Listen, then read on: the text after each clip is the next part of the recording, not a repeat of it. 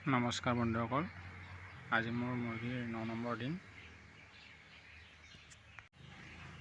মেনেজমেণ্টত বৰ বিশেষ চেঞ্জেছ নাই। আজি কেৱল বাচনখিনি হেং কৰি দিছোঁ ৰছীত আৰু অট'মেটিক ডিংকাৰখিনি লগাই দিলোঁ। পানী সদায় দৰে চেনিটাইজ পানী দিছোঁ, চেনিটাইজ কৰি পেলাই।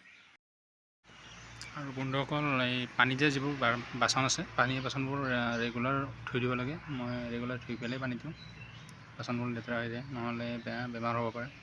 লেতেৰাৰ কাৰণে ইকলাই বুলি বেমাৰ এটা আছে, সেইটো হ'ব পাৰে। চাফা পানী খোৱালে এইটো বেমাৰ নহয়। ইকলাই হওক বা CRD হওক, এইবিলাক বেমাৰ অলপ কমকৈ হোৱা চান্স থাকে।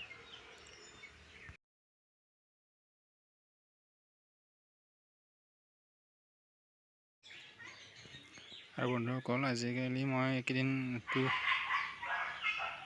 দিনত দুবাৰকৈ খুচৰি আছোঁ।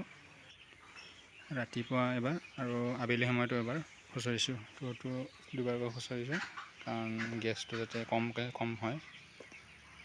গেছ বেছি হ'লে মুৰ্গীবোৰৰ বেমাৰ হ'ব পাৰে, সেইকাৰণে দুবাৰকৈ খুচৰিছোঁ। তো বন্ধুসকল, ধন্যবাদ ভিডিঅ'টো শেষলৈকে চোৱাৰ বাবে।